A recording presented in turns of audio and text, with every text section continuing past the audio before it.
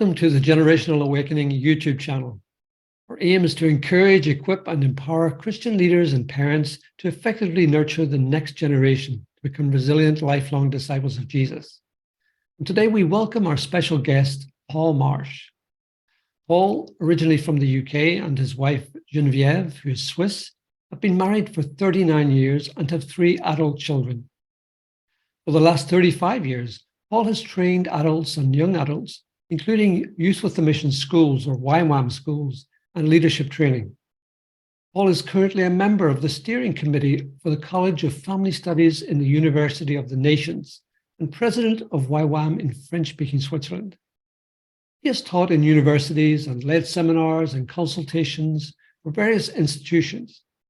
Paul and Geneviève are specialized on the topic of couples and families, running couple and family seminars, coaching sessions for couples, marriage preparation, and couple crisis counseling. In addition to his commitments as an educator, Paul is also coordinator and a coach in various national and international projects. He is vice president of the International Marriage Week Initiative and currently chairs the Singles, Couples and Family Network for the European Evangelical Alliance. Hi, Paul, and welcome. Thank you for joining us today. Thank you, Harry. Good to be here. Well, people say that there is a crisis in family that results in divorce. To what extent do you think this is true? Well, divorce is something that's become very present in our society, isn't it? And I think what's happening is that for many young people or not so young people that get married, when they run into difficulties in their relationship or their marriage, they automatically see divorce as a solution. They think something is wrong and the solution must be to separate and to divorce. And of course, this creates a lot of pain and a lot of instability, and especially when there are children involved, but actually even when there aren't. The whole process, even if it's only the 2 dogs and the cat that need to be separated, the whole process becomes very complex. And so I think today we've done ourselves a disservice in looking at divorce as a very simple factual solution. It's looked at that way, I think, from a civil point of view. It's been helpful for the legal services to decide that marriage is something that could be dissolved easily and results in divorce. But from a relational and a family point of view, this has actually caused us a great deal of crisis. And when we look around at our needy and difficult sections of the population, so if we start to look at prisons, or we start to look at addictions, or we start to look at depression and people who are medicated for that, then very, very often we're finding a disproportional level of family breakdown behind these individuals.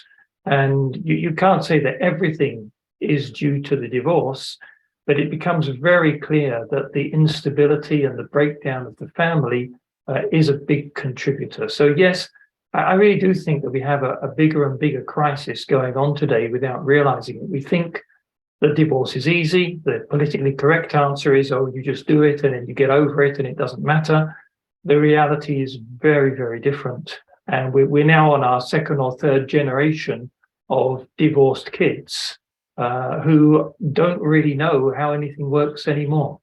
So I often find myself working with couples or preparing young people for marriage, needing to go back and explain some of the very basic principles of what a marriage is all about. I had a couple in the other day. I mean, they are both in their 50s getting married, and we still needed to go back and ask the question, well, what is a marriage all about? What does this mean?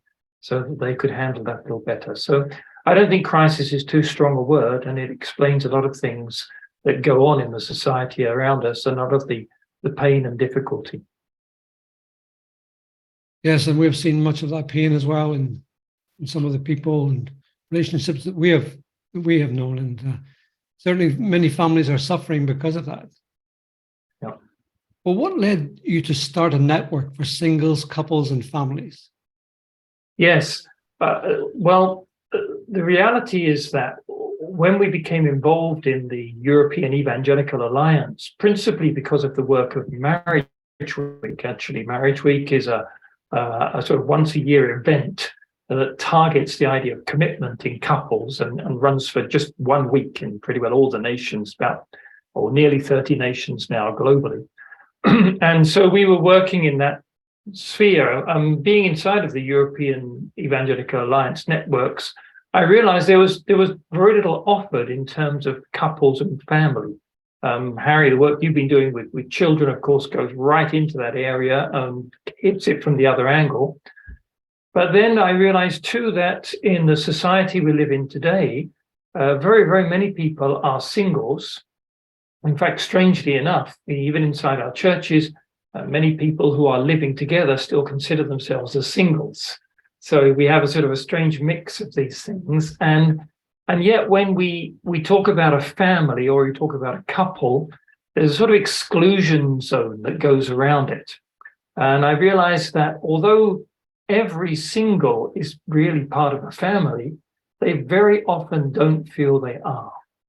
And my real concern for our singles is not that we stigmatize them as being unmarried, but we include them in the whole family process because that is their place, married or parents or single, and their place is inside of this relational context of family. So we started this as a network to be able to facilitate a greater access to materials, resources, conversation, dialogue, people doing things across the European continent. And I think this is very needed. Although there are materials available, very often people go, well, how do we find them? How do we get to them? So starting a network that addresses this and allows people to communicate together, I think was a very helpful process. And we're now expecting to see that grow and become more active. That's really helpful. And certainly the whole area of singles, couples, and families, there's the biological family, but then there's also the church family.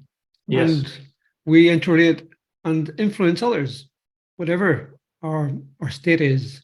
And others are looking to us. Younger people are looking to older people, whether they're single, married, or families, and having a much greater impact than we imagine. Mm. Well, is there something that our church leaders can do to improve the situation in their congregations, helping families? Yeah, I think there is actually, and you know, I'm sometimes surprised when I get into churches to realize that they don't really have awareness that there are people with potential problems inside their congregation. And I think awareness is a very first step. You know, I've been participating in some of the Syneda forums concerning violence and domestic violence. You know, this is a case in point where typically if you ask a pastor if there are couples that might be experiencing domestic violence in the congregation, he will probably say, well, no, you know, of course not, we're all Christians. But the reality is that probably that is true. And we don't know to what degree there's even child abuse that might be going on inside of some of our family situations, and a lot of pain and a lot of difficulty being experienced by couples who have a great facade on a Sunday, but actually when it comes to working things through at home, it's not going anywhere near as well. And strangely enough, I'd say congregations, some of these people are actually the pastors themselves. You know, we have pastors come in from time to time to consult because of personal situations that they've got. And actually a pastor has almost nowhere to go to know how to talk this through with somebody in a confidential and a discreet way. And, you know, what I see over the years, we've done quite a lot of individual consultation. It wasn't my goal. My goal was really to work in a much more preventative way, to say, how do we equip people with the tools that they need to be able to do what they have expressed they want to do to form a great couple and a great family. But I realized that many times pastors are faced with the disaster situations, and when it all goes wrong, then they come in, and for many of them, they don't really know what to do. So we take people in on a fairly regular basis and work with them. And I've been very surprised over the years to see, firstly, that for many couples who think there is no hope, actually there really is hope. Once you can put your finger on what's happening, then it changes the whole situation. But also to see that as these couples come in, a lot of the time their difficulty is that nobody's really explained to them what relationship skills are, how they work as a couple. In fact, there's multiple texts inside of our Bibles that talk about relationship principles that are there. But most people will apply them to others and friends around them, but they won't apply them in their own couple. And this gets them into all kinds of difficulties as they work with this. So I really feel one thing we can do is firstly become aware that potentially there are people who are struggling, even though they don't show it.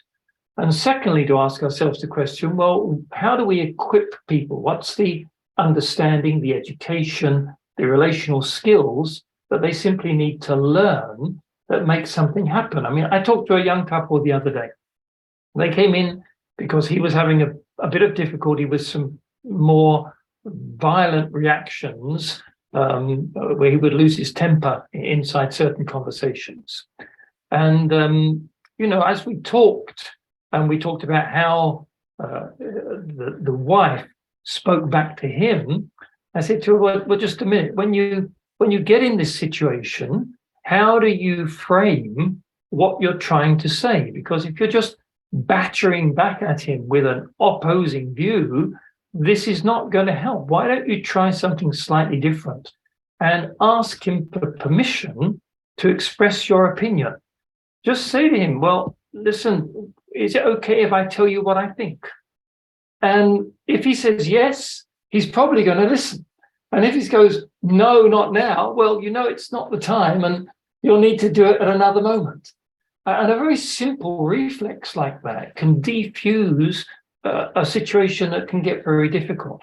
So we just have to learn some simple principles. And I think in churches, if we can't educate and give understanding to our congregations who are adhered to the principles of the kingdom of God and want their lives to be reflecting Christ, if these people can't get it, who can we expect to get it?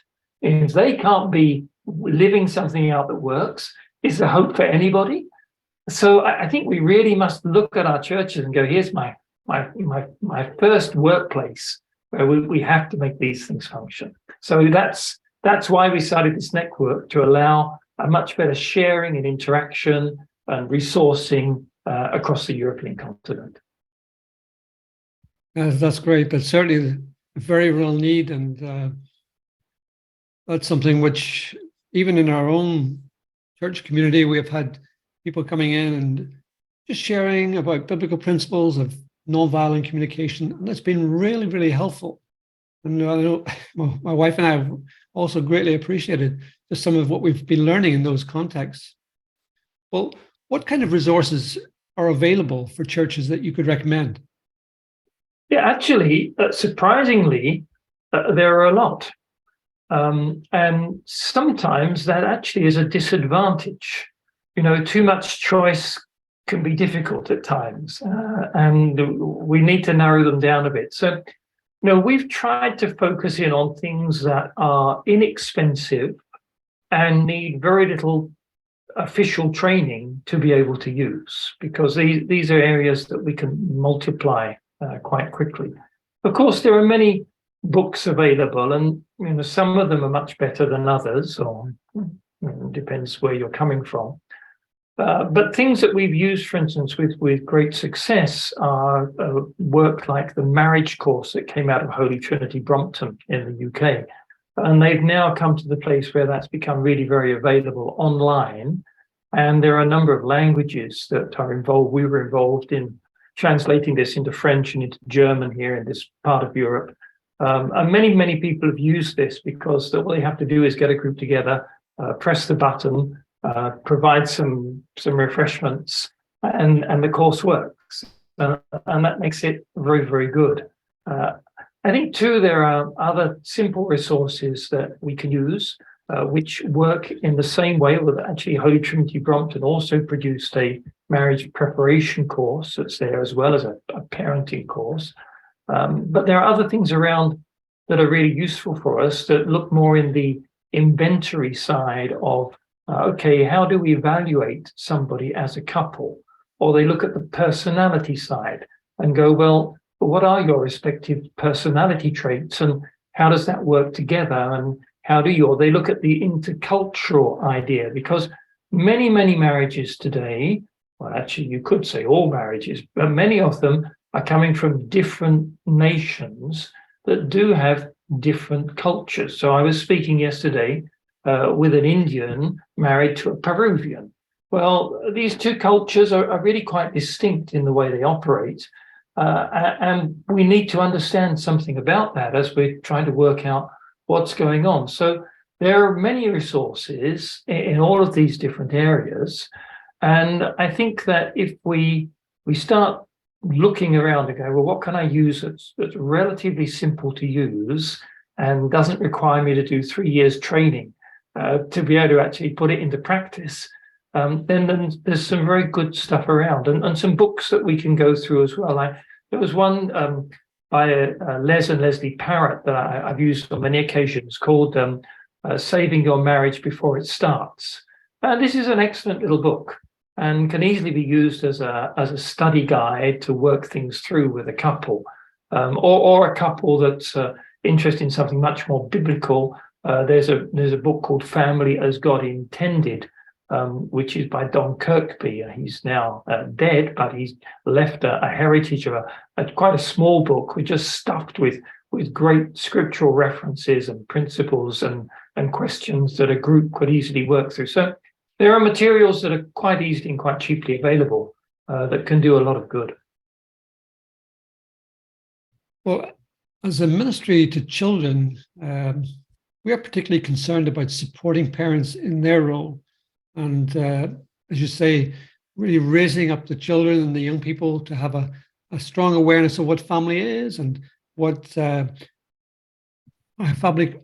good family can really function well together, and for each person be at their place and growing and learning, so that as they grow up and become ready to begin their own marriage, their own family, that then they're much stronger. As they say, strong families make for strong churches. So do you have anything specific in this area that we can recommend? Yeah, I think we do, actually. We focused in on a couple of resources to try and make life simple. One of them that I mentioned was the marriage course. And I think, in my own opinion, probably the easiest place to work with a family is when we have a couple that's fairly recently married, because they're still fairly malleable in their ideas. They know they've got their life ahead of them. They're happy to come in and do something. They don't yet think they've got problems. So it's a good opportunity for that. And then they become parents. So working a few things through in the couple before they become parents is really helpful. But then in the parenting area, we've used quite a bit some material that was produced by the Melluish in the UK. And this is Mark and Lindsay Melluish. They're actually leaders in the New Wine movement. That's been quite a strong movement in the UK over the years. And they have what I would call a very European approach to parenting, which is to work out, well, what do you want to happen? What are your goals as a family? Where are you trying to go? What are the kind of things that you would like to see? And then looking at, well, is what you're doing helping to form this or not helping to form it? And this is very good because it allows the parents to appropriate this in their own family culture, work out what they're trying to see, and then look at how to invest in these areas. So this is particularly good. They've got a course that works particularly well for parents of younger children, And this is, of course, the most brilliant age to work with children and the most essential. I mean, I know you must have this too, Harry. I have parents of adolescents who come to me and they say, well, can you tell my child not to do this or to do that or whatever? And I go, well, you're 10 years too late. You should have been doing this when they were young. It's not going to work now. We have to deal with it differently. So I think if we can give some keys again to parents, this is really important. And what I see happening, Harry, you must see this too. I see parents that are pretty well unprepared and unaware of some basic things they need to be doing with their children to allow the education to go through. So they don't understand the values of setting limits. We have come down very hard on corporate punishment in terms of not spanking or whatever, but we've offered pretty well nothing to replace that. So children find themselves completely at sea in terms of what's allowed and what isn't allowed, and how do we work this out. There's a real question that's there in terms of how do we actually communicate with a child, and most of us have totally forgotten what it means to be a 6 or 7 year old. We can't remember that at all. So we have to relearn this to understand how do we actually communicate in a way that the child understands.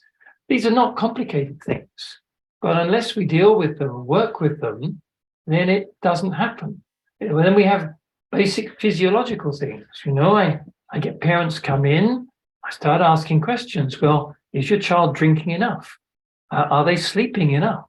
Because if I've got a thirsty child that hasn't slept, he's a problem. No matter what you do, this is a problem child. So I think we really do need, again, to invest. And I found some of these materials very good in that way. Like I say, Holy Trinity Brompton put out another course as well on this. There's some lovely little books from Canada that come out under the title of How to Listen to Your Child so that he speaks, and how to speak to your child so that he listens. And these are great resources that can be used.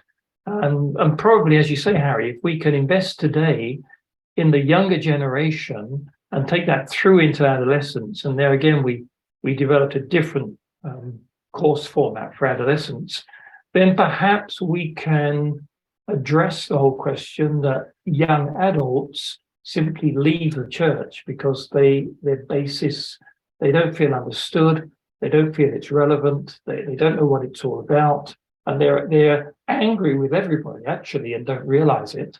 And we need to correct this. So there's some of the things that are out there. Yes, well, thank you, Paul. And we will put the information below the video. So the books you mentioned and the links as well, we will put all of those below the video.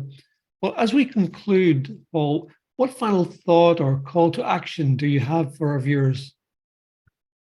Yes, that's actually quite easy. And it comes back to the Marriage Week initiative, which I like very much, because Marriage Week is a super simple initiative that says, well, listen, if you're lucky enough to have a marriage, why don't you do something for it at least once a year?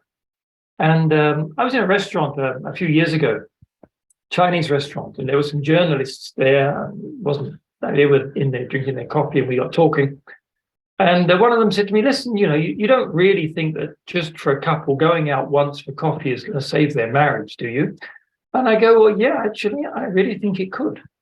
The simple fact to do something intentional for your relationship at least once every so often can make an enormous difference to the quality of that relationship.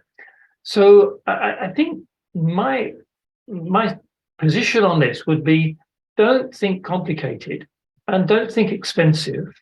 Think simple. Think something you can do. Don't worry too much about the result. Just invest from time to time. And same is true for parents. Go out and do something with your child from time to time individually.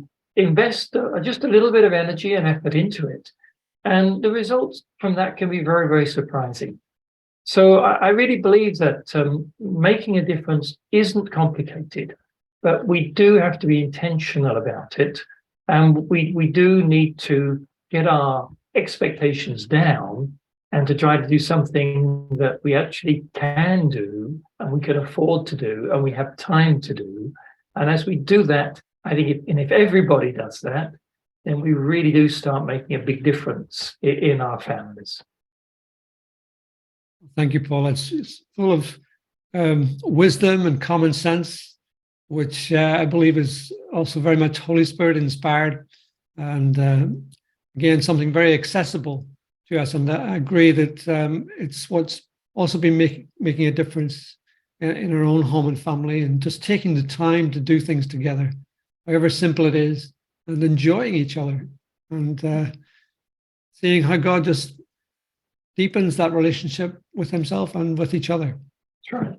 Yeah, that's right. Well, thank you, Paul, for being with us and for sharing about the Singles, Couples and Family Network and the resources available to help them. Yeah, thank you, Harry. It's been good to talk to you. Thank you for the opportunity. Well, as I said, both the links and the materials that Paul has mentioned, the contact details, if you want to contact Paul, they will be posted below this video. Let me just remind you that the Generational Awakening is not just a YouTube channel, it's also a book I am writing, and both aim to encourage, equip, and empower Christian parents, pastors, and practitioners to effectively nurture the next generation, become resilient, lifelong disciples of Jesus. So if you have found value in what we have shared today, I invite you to like this video and hit the subscribe button and the notification bell to be informed of each new video released. Let us know in the comments below what you have found most helpful or encouraging, and any questions you may have. Then share the link with friends and churches who would also be helped and inspired. Together, let's impact many more lives for good across all the generations. So thank you again for joining us today. Be blessed, and let's keep multiplying the blessing to others. So bye for now.